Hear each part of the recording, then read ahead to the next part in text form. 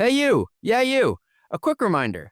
Mostly Growth, the show that you've been sampling on this feed with me and Kyle Poyar, will stop appearing here in 3 weeks.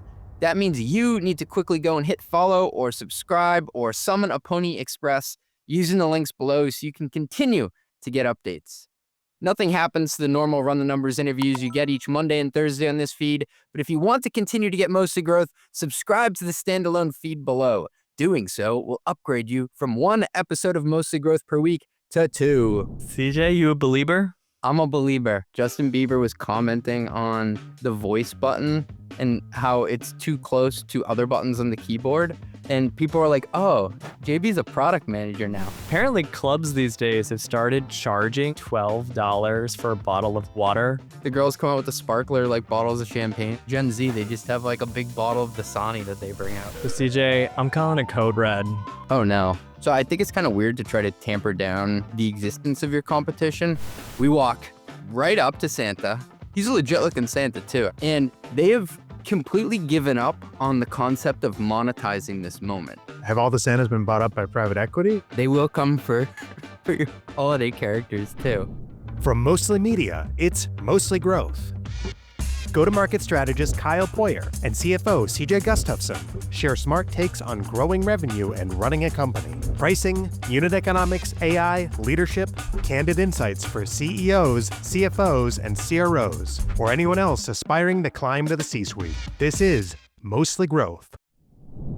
Hey, thanks for listening. We'll be right back after a word from our sponsors. As a CFO, you're expected to bring clarity to everything, including how your company manages ownership. The tools you use should make that easier, not harder. But when they come with hidden fees, data you can't always trust, and support you can't rely on, you end up with more frustration than clarity. That's where Pulley comes in. Pulley is a cap table management platform built for finance leaders who need accurate, decision-ready data from a system that works for your business, not against it.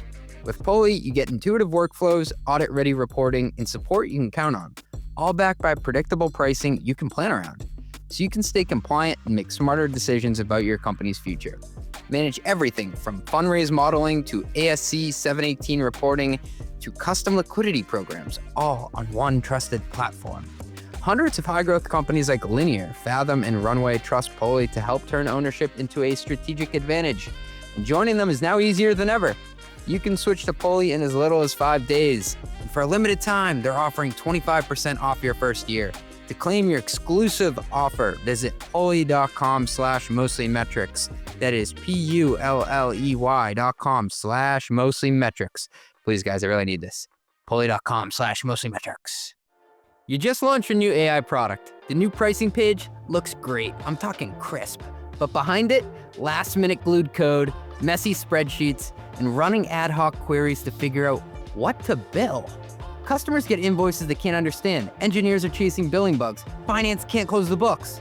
Well, with Metronome, you hand it all off to the real-time billing infrastructure that just works. Reliable, flexible, and built to grow with you.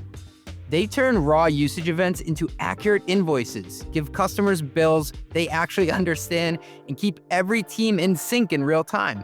Whether you're launching usage-based pricing, managing enterprise contracts, or rolling out new AI services, Metronome does the heavy lifting so you can focus on your product, not your billing. That's why some of the fastest growing companies in the world like OpenAI and Anthropic run their billing on Metronome. Visit metronome.com to learn more. That's metronome.com. And welcome back to our podcast. Good to see you, CJ. You too. Benjamin, thanks for coming into work today. I see you're changing up the fashion, CJ, with a fresh gray t-shirt. I am. It's actually from Abercrombie. Are you a mall rat? I don't go to the mall that much, believe it or not, but I remember going to Abercrombie around Christmas time when I'd be doing the shopping. Was it Abercrombie or Hollister, the one that you could smell the cologne all the way down by like That was Mount definitely Peonies? Abercrombie. I went to the mall yesterday with my kids, and I haven't been to a mall in 7-8 years. Can I regale you with my experience? Do it. Was it a fully indoor mall, like a classic mall? They call it the Sono or South Norwalk Mall. So apparently there's a mall like 12 minutes from my house that I discovered The yesterday. Sono. It sounds so hip. It was so hip, yeah. I had a special mall outfit that I wore just to fit in with all the cool kids there. But yeah, I took my kids to see Santa. And did your parents make you go to the mall every year to take a picture with Santa so they could save him and like put him in a scrapbook? No? We did not go every year, but we definitely went some years. My mom still has the scrapbook of like, there's a page for each Christmas with photos from that year. Yeah, so we had the same thing, and we would always go to the mall, and even like, because I have younger siblings, so I'd be in high school, and I would still have to go with my younger siblings so we could all get this stupid photo. You'd have to wait for like an hour, and while you're sitting there, you're noticing all the kids are crying, and all the parents like wrestling with their kids, and they have them all dressed up and stuff, and it was this whole fiasco. And once you get up there, you have to pay for a photo with Santa, and this is mostly before the age of the iPhone. Maybe you had like a Razr flip phone back then. But you have to pay like $30 for a printout photo that they give you of Santa, right? We went yesterday. There was no line. We walk right up to Santa. He's a legit looking Santa too. And they have completely given up on the concept of monetizing this moment. You just walk up to Santa. They give you a free candy cane too. You sit down with them, you talk to them, and they just expect you to take it with your phone. There's not even a setup now for a photographer. So I have been living under a rock, it sounds like, for the last 7 or 8 years. But the Santa experience has changed, Kyle. Have all the Santas been bought up by private equity? Like what's going on there? They will come for your holiday characters too. Oh man, that could be a good roll-up strategy, actually. Malls are desperate. They've got to do anything it takes to get people back in. I wonder how many malls across America have the exact same stores in them in the exact same order, because it just feels like a lot of these are a carbon copy of, you go to Minnesota, it'd be the same mall. One of the stores that I walked by that I'd never seen in a mall before was Untuckit. Weren't they on Shark Tank, I feel like forever ago? It feels like a very Shark Tankable company now that you say it. Ben, were they on Shark Tank? Hey, am I the Shark Tank guy? The concept of the shirt is it's an entire like multi-billion-dollar brand that it's just a shirt that's meant to be untucked, right? The waist portion of it is fitted in a way that it looks better if the shirt's untucked. Because you've all seen like, the CFOs at a conference try to be cool, and they got this Brooks Brothers shirt that's hanging all the way down. It looks more like a skirt than a shirt at that point. It's really cool when there's a founder who takes an extremely simple idea and says, I'm going to make it my life's work to solve this problem. That there was somebody out there who was so frustrated by shirts and how they look when they were untucked outside of your pants that they built an entire corporation around it that is now in malls throughout America. Well, so my thing with this, we talked before about like point solution or platform company, and you either, die a point solution or you live long enough to become a platform. Untuckit, I think part of why they have stores now is like they've gone from point solution to platform. So the starting point was that you are getting these like button down shirts that don't need to be tucked in. But I think they have like everything now, like Henleys, polos, sweaters. They probably sell pants. Like, I think it's a whole platform. Then the question is like, well, how are they different than 99,000 other clothing brands out there? I think that's like the constant pressure is how much do you perfect this like one thing that you do and do it really well versus where's their pressure to expand beyond that thing? Well, one of the companies that is near and dear to my heart is RightRev, and they do revenue recognition. And some may say, oh, that's a category that is so narrow and small. But these huge enterprise companies, think like a Snowflake, they need a revenue recognition tool. And you're damn sure that they want the best at doing that, point blank, right? And I think we get over enamored by SaaS companies who try to be everything to everyone. Like maybe there are a few companies like Rippling seems to be pulling it off, where they're this compound startup. They're able to be like 10 different things and do it pretty well, right? But I don't think every company out there is necessarily uniquely qualified to do that or has the bandwidth to do it, or like just odds are can pull it off. So when I see these examples in the analog world, like the other example that I came up with is Cane's Chicken Fingers. Have you heard of Raising Cane's? Yep. Guess how much they do in revenue per year? I feel like I heard this stat at one point, but I don't remember. $6 billion a year in chicken finger and french fries. That's a lot of fingers. That's a lot of tendies, Kyle. They don't sell burgers. They don't sell milkshakes. They don't sell any McRib of the month, right? They are maniacally focused on being the best chicken finger place that you can possibly go to. And what it lends itself to is this concentration on your craft of just being better than anybody else who possibly tries to compete with you.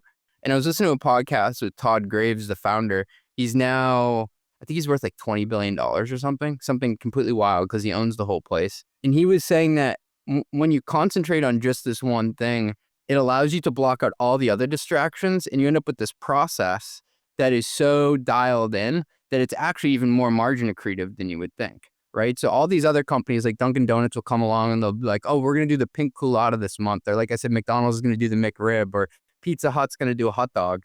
All those things distract from the main thing. And so maybe I'm crazy, but lately I've just been obsessed with people who are obsessed with something so simple and taking that back to first principles of business. Well, then you should be obsessed with the Mittelstand of Germany. I don't know if I pronounced that the right way. Do you know this whole thing? What did you just call me?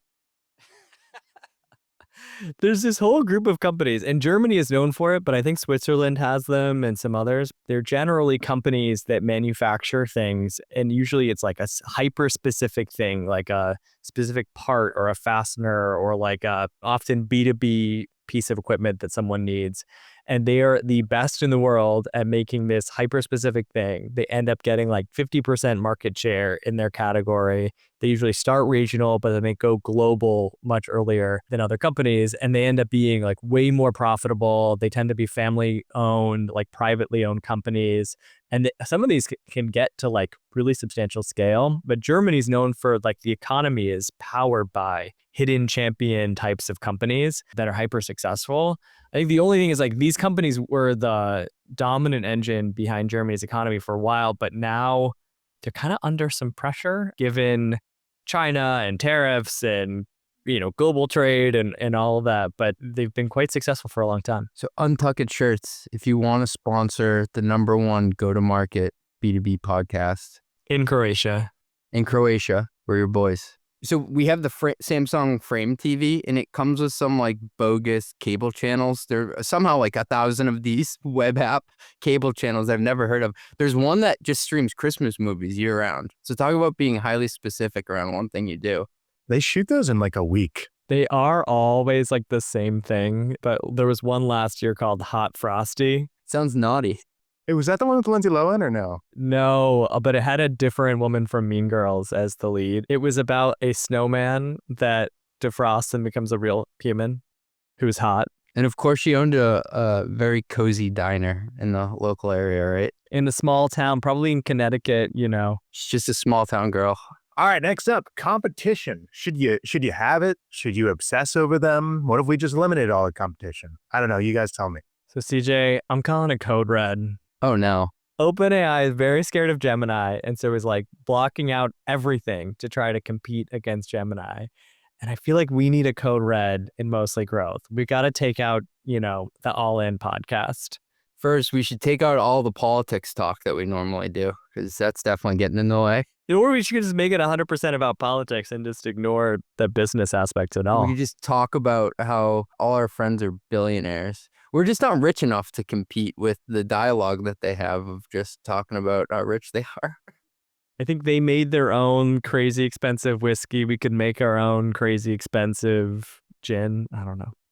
Light beer. What do the people drink? So what's the code red? Stop talking to people from outside the org. Stop sharing trade secrets. I don't really know what it means to say this, like you have a code red. What I think the implication is just like, get the company to take this really seriously, name an enemy, which like focuses people, gets them fired up about delivering something, makes things feel more urgent. And it's kind of going back to the core. Like you've got to go back to the core thing that they're great at and win that. We talked before about some of the other revenue streams, like going after advertising. There's a bunch of other revenue streams for OpenAI, but they can only really nail those if they become the dominant place that consumers and business people use as an AI chatbot. And so I think the idea is like block out everything that isn't core to nail the number one thing that matters. My kids watch 5 cartoon shows about magic dogs that saved the day, and they all 5 shows seem to be doing pretty well. I always find it weird when companies just shy away completely or say they're allergic to talking about competition, because in many ways it validates the category and it elevates everybody to have what do they say? Like no publicity is bad publicity, in the sense that they're all in the news. So I think it's kind of weird to try to tamper down the existence of your competition. I think it shows a more mature company if you're able to talk about it in an educated way and talk about why you're well suited to win. My dog shares the same name as one of the characters from Paw Patrol, Chase. So my niece and nephew love to say that Chase is on the case. If you're in a category where you're the only game in town, like you're creating a new category and there's not really competition, it means you kind of have to like double your marketing spend, because you've got to get people interested in your category, and then you've got to get them to choose your product over someone else's. If you have, someone else or multiple other vendors that are all educating the market to buy this thing, you just have to convince customers that you have the right thing over someone else, which like seems hard, but it's actually much easier than winning on two battles, the education side and that you've got the best product. And so I think it definitely helps things out to have competitors. There's a balance between like being overly obsessed and just paying attention to every move they make, everything they do, their pricing, and like the more you obsess over the competition, the less space you're going to make from them by doing something different. And so I think like you do want to be hyper vigilant and aware, but you also need to be focused on something forward looking, a vision for where you're going to go that's going to be harder for them to copy. So whether that's like an ICP customer that you're really great at serving, that they're not so great at serving, and you can just double down on those strengths. It could mean a different kind of go to market motion or channel. Like if they're sales led, your PLG, really nailing that PLG motion, and then going bottom up with your PLG users. Like there are ways that you can distance yourself that, I think are a lot healthier and mean that you're building something that adds incremental value above and beyond what you're doing right now, versus just kind of constantly chasing someone else and you're kind of never fast enough to keep up with them. Well, I was excited when you put this on the call sheet for today, Kyle, because I don't think there's a place where it shows up more obviously that people are over concentrating on competition than a company's pricing and packaging page. Do you know what I mean? Oh, yes. I'm talking about the grids where they have the logo and then they have all the features down the left side. You obviously have a check mark for all of them, right? Or you have 100%. Everybody else has like a half-filled moon, whatever you want to use, or a red X. But if you start to drill into what they have as the qualitative things that you're measuring against, you can tell that they threw in just a bunch because they looked at the other competitors, and it's not really like they're playing their game. They're adopting to play somebody else's game. Yeah, it's like a feature battle of, hey, we check all of these 50 boxes. Although this does remind me, there's something so fun about the competition slides in any pitch deck for VCs, because it's always like putting your own company in the best possible light. And what I see is they tend to be either a 2x2, and somehow your brand is the only one in the top right. Top right. Of the 2x2. Top right, baby. Put them up there. Or it's like a table, and the table has like 8 things, and you check all 8 boxes, and no other competitor checks even like more than 4. I don't make memes often, but I made a meme of like a competitor slide with myself, Lenny Rachitsky, and Elena Verna. And it was like, has a newsletter, has glasses as like a feature. Because that's basically what these competitor slides are. Who are you going code red against other than All In? I'm going code red against the clock. I can't invent a 25th hour of the day. I like having other people in the CFO space. It elevates that there is a category out there. And also I get excited whenever they charge a high price for a sponsorship. It's kind of like OPEC, right? No, I think it's similar. Like now, for like from an ad partner standpoint, I think for both of us, we make most of our money from ad partners. The whole category of like advertising in a B2B newsletter wasn't really a thing even like 2 or 3 years ago. And even some of the big ones out there like Lenny doesn't do advertising in his newsletter. And so there's this kind of delicate balance of no one really 2 years ago had a big line item in their budget to put money towards like B2B creators and newsletters. But if they're seeing ROI from one company, they're going to want to advertise in every newsletter that reaches a similar audience, because they're going to try to replicate and scale that thing that's working. And so I think it's kind of a race to the top for us around competitors educating the market, and then essentially the brands wanting to partner with a lot of the folks in that space because they're seeing a great ROI from all of the different players they're partnering with in the space. Next up, it is an awkward exit. Maybe you bump into someone on the way out the door. It's kind of awkward. You don't know if I'm going to go left or right.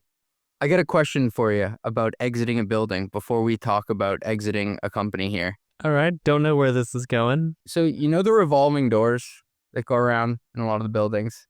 Apparently, the correct etiquette for a door that goes around, a revolving door, is to cut the person off and go first so you can push it for them.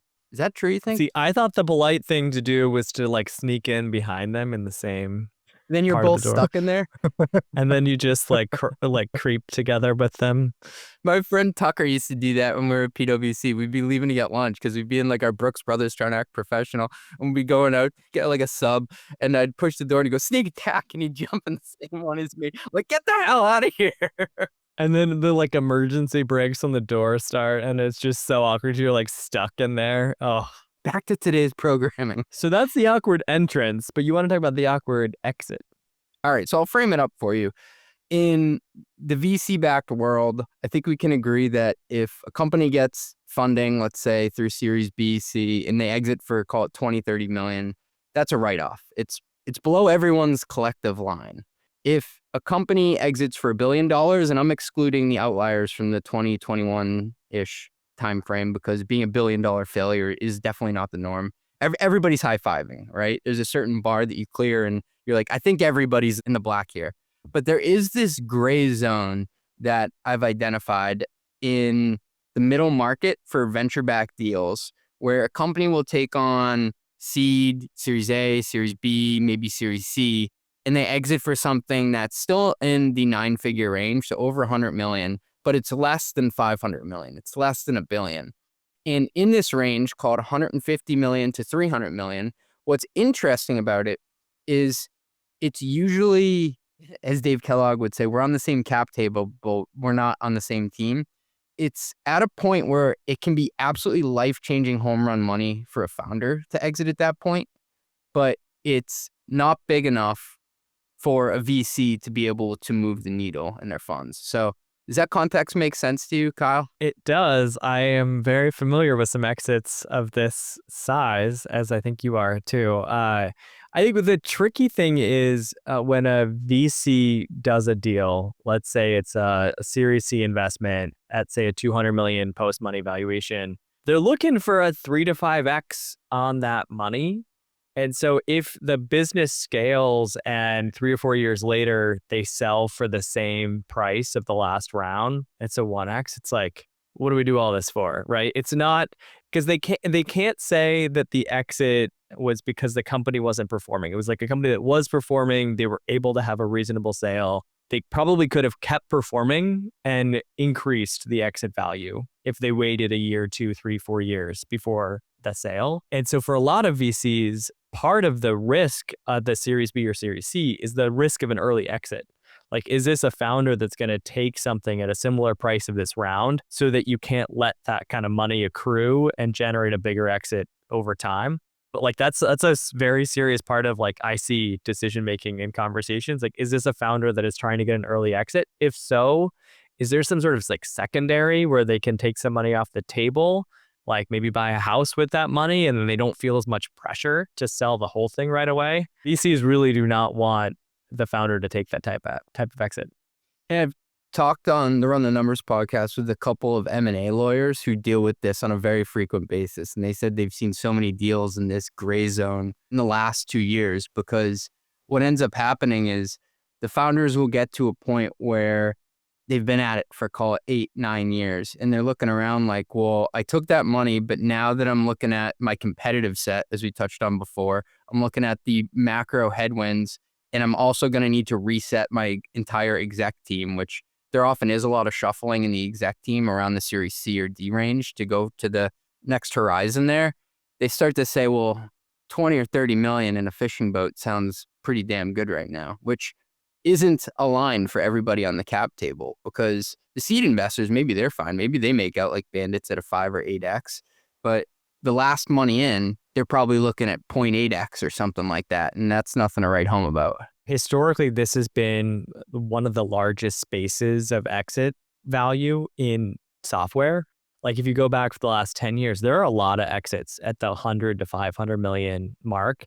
And I think part of that's because it's like relatively easy for a publicly traded company to acquire a company of that size. Like it's not so big, it's taking up all this scrutiny, but it's also not so small that it's like de minimis. Private equity also becomes a really interesting category of buyer at this 100 to 500 million dollar mark. So like historically, this has been a really interesting space. And if valuations, if you were able to invest a Series B at like a 50, 75, $100 million valuation, which like used to be a thing, that was actually totally fine. Those exits, you would still make money. It's that the entry price picked up pretty significantly around COVID. People started investing a lot more money into companies. And then now these exits, it just gets really like much harder for the VCs to justify. But I think one of the things for me is, who is the acquirer? Because if the company is being bought by private equity, the VC can roll either some or all of their position, which might still have some interesting upside, right? Because there's another, there's sort of a second act for the company, and there's some additional resources and everything to make this a platform investment, bring in other products, bring in a new leadership team, and there's kind of a partner that's going to drive a lot of that behavior. Sometimes you can kind of, I think, get consensus to do this when you make it a win-win exit. I don't think anyone is inherently a bad person in this scenario. It's more a structural misalignment that's created by the venture model that we're pointing out here. To tie this to fashion from the guy wearing Abercrombie, my short but very buff friend Colin, he would always say, "I'm a schmedium." And we're like, "A schmedium?" He's like, "Well, I'm not a small, but I'm also not a medium." And that's what I call these exits, the 150 to 300 million. They're technically not small. They're over $100 million, but they're definitely not a large, but they're still a lottery ticket to the founder. And that's why we get into these false binaries of, oh, you should sell now for 80 million before you take that round on, especially if you're a founder who still has, say, half of your company or 30% of your company, or raise and try to go for the moonshot for $1 billion plus. I think the whole point of this segment was for you to say schmedium. It was. The entire day has been plotted around just saying schmedium on this podcast. Talk to me about secondaries here. How do VCs think about it and having founders de-risk? How much can they de-risk? A couple things I would share. One is VCs, if they want to stay under certain regulatory thresholds, there's only so much of their fund that they can deploy into secondaries.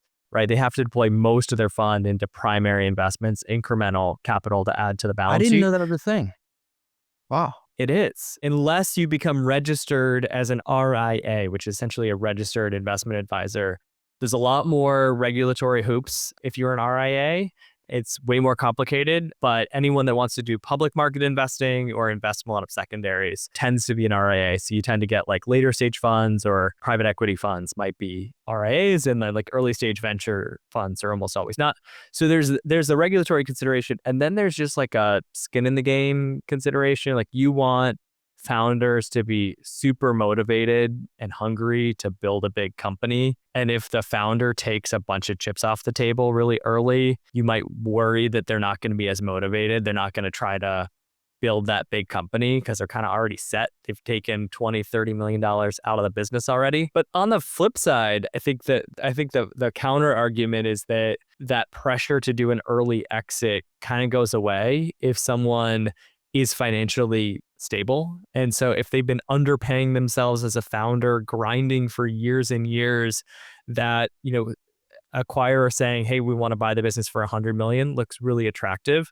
But if they've, taken a few million out, bought a house, they feel in a much better position, and they can maybe be more objective around what the business is going to be worth in 3, 4, 5 years, and build towards that bigger business. And so I think those are all the considerations that tend to go into this. What I've never been able to hone in on is how much secondary is too much secondary. 1 million, 2 million, you get a house, put your kids through college, but you ask the VC, 50 million.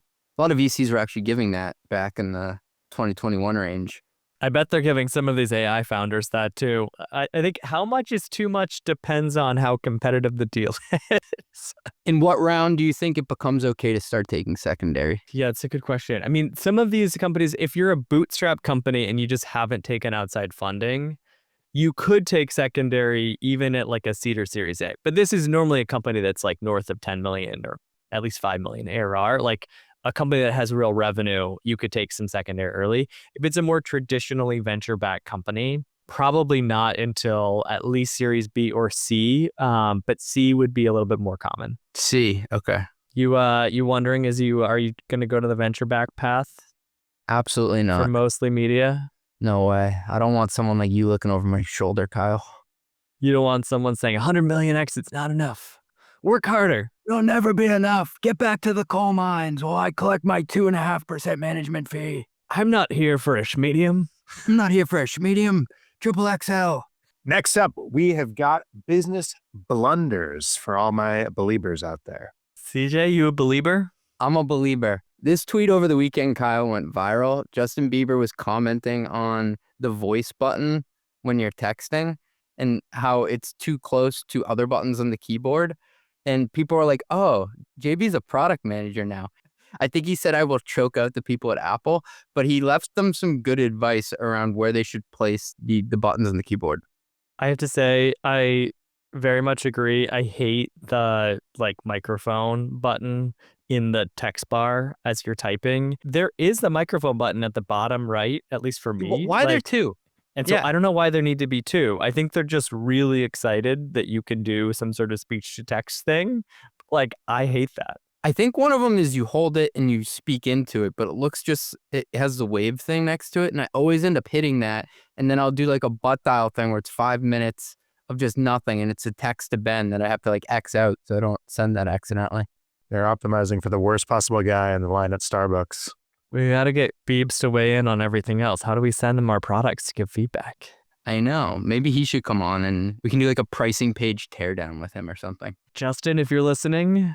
Kyle, you said you hate when someone sends you a voice memo. What do you guys think is the etiquette for speaking into your phone for any sort of command? The etiquette for speaking into your phone is do not do it in public. Settled.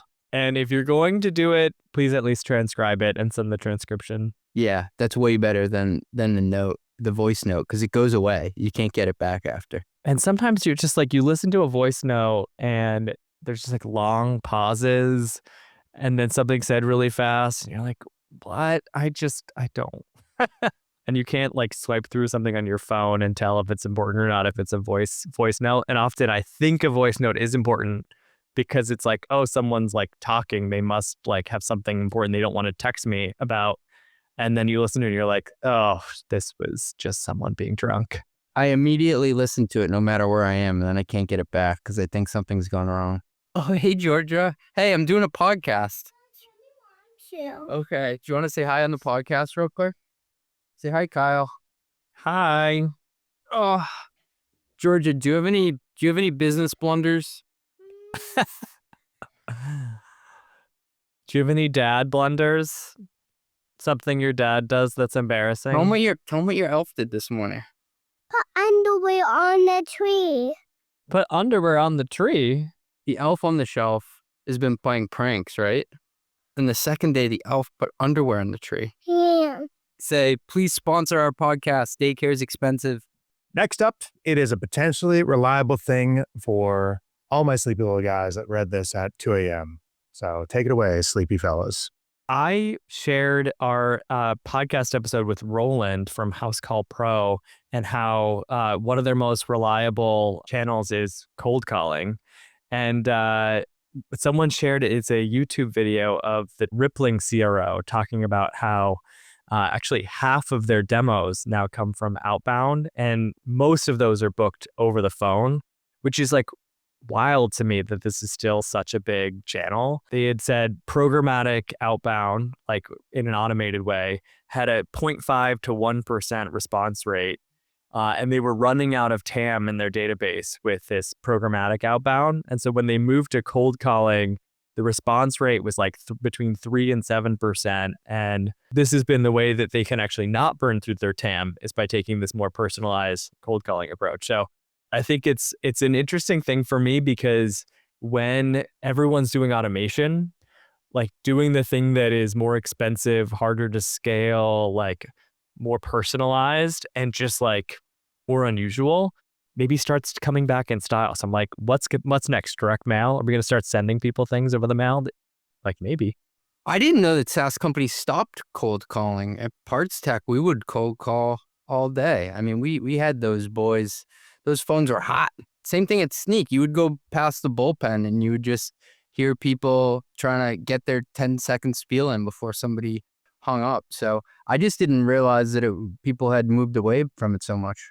I don't know if it's that like people totally moved away. It's just more of in 2023, as everyone was looking to get to profitability, outbound teams were like an expensive team that was seen as maybe a team that incremental return on outbound wasn't there. And so like response rates were low. The team often maybe did more outbound email than cold calling. And just like if there was a team to cut to try to save some money, like you don't want to cut engineering, you don't want to cut like AEs that have quota and close business. Like that felt like a place that you can find a little bit of savings. But I think people probably overcut and the pendulum swung back to this being a little bit more effective again. I was talking to Catherine Jhung, managing director at Hercules Capital, one of the top debt funds out there. And she made this comment in passing that I had to like ask her again. She said something along the lines of like, I make a couple cold calls every week to CFOs. I'm like, whoa, back up. You're working at one of the top debt funds out there and you'll pick up the phone and just dial somebody up. She said it basically keeps her sharp. And you kind of got to just have that muscle and also be willing to take rejection. So I also have a theory that it wasn't just about cost, but it was more just around the path of least resistance. If you give a human naturally, you can have these 5 options, but one is hearing another human's voice tell you no over the phone. They're probably going to not lean towards that one. Your homework for next week is to cold call 5 CFOs. You in? Ask them to come on the podcast. Hi, is this Rivian CFO? I'd like to purchase the car. I had one other one that popped up on Twitter. And so it's about Bridgewater. And Bridgewater Capital having a rule that if you're caught talking about an employee in a disparaging way behind their back 3 times, you're asked to leave the company. I thought that was really interesting, but it's not that they are against talking negatively about an employee. It's just they want you to talk to them face to face. Yeah, Dave Klein, he's a renowned management coach, and I talked to him about this because he worked at Bridgewater Capital for, I think, over 10 years. And he was one of the leaders in their people department. And he had this crazy stat. I'll butcher it, but it was basically like he received like 5,000 pieces of feedback over the course of his tenure. And they track it in this app. So every meeting they go to, they all have an iPad. And it shows this grid of basically how you're performing. It's a bit Big Brother-ish. All right, next up, we got pricing in not the virtual world, in the real world. Apparently, New York is considering requiring anyone that uses an algorithm to price to add a label to the product, kind of like a cigarette label that's like, this price was set by an algorithm using your personal data. I actually think that's kind of a positive thing. Like if I saw that on a product, it'd be like, oh, wow, someone was scientific with pricing. It just wasn't out of thin air. You're such a pricing optimist. I would look at that, Kyle, and be like, they're trying to use my personal data to screw me. What products are not priced with an algorithm based on personal data? Like that is literally how every major product is priced. Your airline ticket is priced that way. Probably your music subscription is priced that way, whether it's from the promotional side or the list price. Like there is some sort of algorithm involved in most of what you're probably spending money on. Yeah, I mean, I guess to your point, it'd be a pretty stupid price if they weren't using any data. I just don't like knowing, because then I'm thinking like, what are they listening to that I'm not aware of? What do they know about me? What deep, dark secrets do they know about CJ that they're going to use to charge him $5 more on this water bottle? I think there's definitely some like price discrimination stuff that can happen, but they honestly don't even need like personal data to do that. And what a lot of the pricing moves are that involve personal data is actually knowing when to promote something and when not to, because they'll set the price artificially high. But then there's certain customers they identify as price sensitive. And those customers they want to offer discounts to get them to buy. And they want to do that without dropping the price for everyone. And so for a lot of these pricing algorithms actually lower the price for more people than they raise prices for. So take me through the airline model, Kyle, because I always feel like I'm getting screwed when I revisit for the same ticket price because they can figure out from my IP address that I already went there. I guess in that sense, they're not offering me a deal. It's going up. It's the opposite. Well, but are you booking through like a Google Flights or are you booking on the airline directly? Like they might not have personal first-party data to price discriminate, but they probably are using things like session volume and are sessions going up for certain routes. If so, that might indicate like there's demand there. They're maybe going to sell out tickets. And so they can start raising prices now because they think they'll eventually sell out. Is there anything out there that you'd be freaked out then if it came back with a label on it that said an algorithm was used to price this? If I felt like I was being totally ripped off, then that would make me mad about it. I think the only other thing that would make me upset would be if I feel like a lot of personal trust with the brand. I'm going to a farm stand and buying like local vegetables and they're using like an algorithm to rip me off. Like that would feel like bait and switch. But if Amazon's doing it, I'm like, yeah, of course Amazon is doing it. Ben, if YouTube emailed you and said, based on your data patterns, we know you love YouTube, we're going to charge you $99 a month now, would you feel snake bitten? It'd feel like a hostile takeover where it's like, I need my YouTube, you know? It's also called like usage-based pricing. Damn it, Kyle. Why you always got to be right about these things? It's a thing. I had one other pricing in the real world for this week just because I think it's like super interesting. So you know how like none of the Gen Zs these days drink or like do anything bad for you? Yeah, they're all like health nuts. They don't go to keg parties anymore. They like don't do anything bad. They're just all on their phones the whole time. But apparently clubs these days have started charging like up to $12 for a bottle of water when you go out because no one's drinking alcohol anymore and they have to find ways to make money. So like they're charging for covers and $12 water bottles, which is like kind of insane on the one hand, but also like respect. Water can cost anywhere from like a penny per glass of water to like $12 per glass of water. And so if like some SaaS company tells me that they're in a hyper competitive commoditized industry, I'm like, there is no industry as commoditized as water. And yet if they find a way to differentiate price, you probably can as well. I always find it funny with water how there's a certain signaling to it, like drinking Fiji water versus Dasani versus Poland Springs versus Kirkland. I thought you were going to say that the club started charging for water because it's more like a luxury good that people are signaling I can pay for this water at this club, so I'm rich. Maybe there's that too. Maybe there's a $12 water and There's then the Voss like water. $20 bottle that's like, you know, you're drinking bottle service at the club, but it's like water bottle service. The girls come out with the sparkler, like bottles of champagne and stuff. The Gen Z, they just have like a big bottle of Dasani that they bring out. Pellegrino, yeah. It's sparkling. Costs more. Mostly Growth is a Mostly Media production. Executive produced by Ben Hillman. That's me. Nothing said on this podcast is intended to be business or investment advice. It's the sole opinion of CJ, Kyle, and Ben. Just some guys who love talking growth. Mostly. If you like this podcast, hit subscribe. Give us 5 stars or hit like. The algorithm overlords thank you. Drink water, call your mom, and have a great day.